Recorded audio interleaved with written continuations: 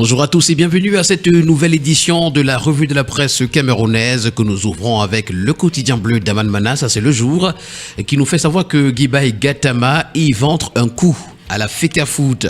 Dans une correspondance adressée au président Samuel Eto'o, le membre du comité exécutif et représentant de la Ligue régionale de l'Extrême Nord révèle des distorsions tendant à plonger davantage le football camerounais dans l'abîme. Dans les points inscrits à l'ordre du jour des sessions de ce jour et de demain à Bankomo. Le quotidien bleu parle également de banque ce matin. Afriland First Bank enregistre 1507 milliards de dépôts au premier semestre de 2024. Nous poursuivons le périple de ce matin avec le quotidien Mutation qui parle de vie chère et nous renseigne que les prix sont déjà à la gorge. Bière, électricité, poulet, riz, sucre, poisson, carte nationale d'identité, carburant, transport et bien d'autres. L'inflation généralisée atteint le point d'étranglement. Le gouvernement est impuissant. Nous renseigne ce matin des pages 7 à 8, le quotidien Mutation. Le quotidien parle également en page 5 ce matin de changement climatique, encore des risques d'éboulement et puis concours CAMES.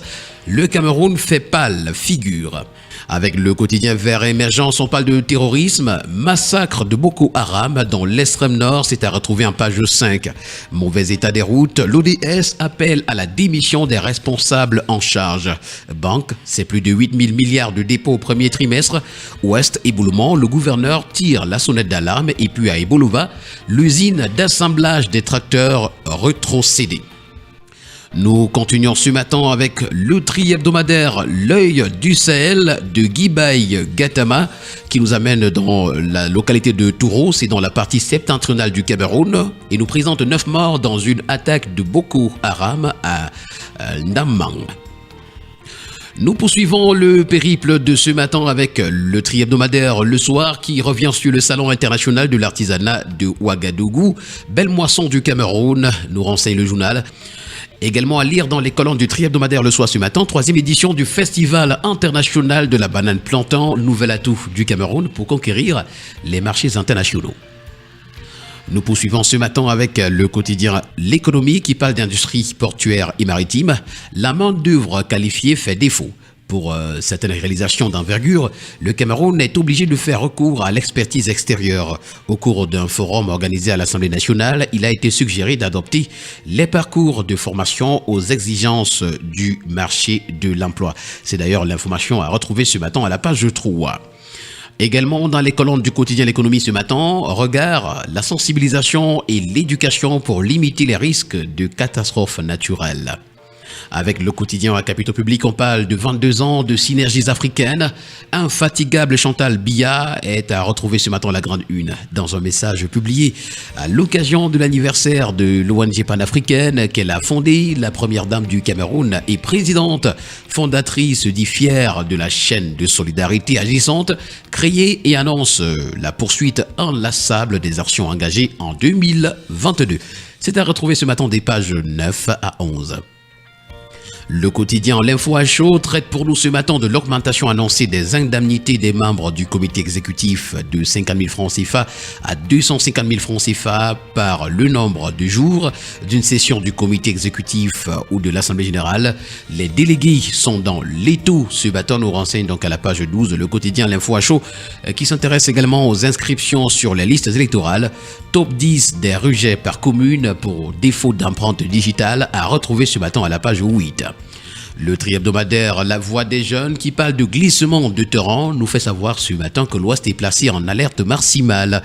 Dans son dernier bulletin d'alerte, l'Observatoire national des changements climatiques ONAC exprime son inquiétude face au risque accru de glissement de terrain dans la région de l'Ouest, en particulier dans les départements du Haut-Cam, du Dé et de la Ménois.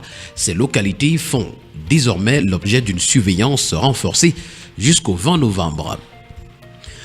Le quotidien Econews ce matin parle de financement climatique. COP29 à Bakou, le Cameroun appelle les pays riches à tenir leurs promesses. Et avec le quotidien de la santé éco-santé ce matin, on parle de projet de loi au Parlement. Le Cameroun pose les bases d'une médecine traditionnelle réglementée. Un nouveau cadre légal vient d'être proposé pour encadrer l'exercice de la médecine traditionnelle au Cameroun, marquant une étape importante dans la reconnaissance de ces pratiques ancestrales. 22e concours d'agrégation CAMES 2024, la doyenne de la faculté de médecine de Yaoundé accueille les nouveaux agrégés. Et puis Carnet Noir, la première femme pharmacienne du Cameroun est décédée. C'est à retrouver ce matin dans les colonnes du quotidien de la santé. Le quotidien Info Matin, pour sa part, parle de transfert de fonds aux régions et c'est Lamine Sek qui répond au maire de Ngoubou. Dans une sortie au Vitriol, c'était le 13 novembre dernier, Jean-Baptiste Atemengue affirme que l'éducation secondaire se meurt faute de dotation publique. Le 14 suivant, la ministre des Enseignements secondaires, Nalova Lyonga, via une lettre à l'édile de cette commune du département de la Méfoué à Kono, région du centre, indique que son ministère a transféré cette année plus d'1 milliard de francs CFA pour la réhabilitation des établissements secondaires sinistrés. C'est un scandale foncier qui nous attend ce matin à la grande une du quotidien d'information républicaine Le Drapeau, retrouvant des manœuvres douteuses en Colo 2. Lutte contre le terrorisme également, la résilience par la défense citoyenne à retrouver en page 8. Avec le premier journal national d'information régionale Ouest Éco ce matin, on parle de voies de contournement après l'éboulement à la falaise de Tchan. La voie Sanchou, Fombap, Fokwe, Tchan est opérationnel. Grave pénurie d'eau potable dans le département du Noun, Camwater de Blaise Moussa assoiffent les populations de Fumban et environ. C'est également une information à retrouver dans les colonnes du journal ce matin. Et nous allons terminer par le quotidien Nouvel Horizon qui parle de croissance économique en nous présentant les dernières tendances. Louis-Paul Motazé, ministre des Finances, présente ce 15 novembre le dernier rapport du FMI sur les perspectives économiques pour l'Afrique subsaharienne, révélant une croissance économique progressive de 3,4% en 2023 à 3,8% en 2024. Et voilà qui met en terme à cette sortie de la revue de la presse camerounaise. Merci à vous, chers auditeurs, d'avoir été à l'écoute ce matin, notamment de cette dernière édition de la semaine. Rendez-vous semaine prochaine pour une nouvelle édition.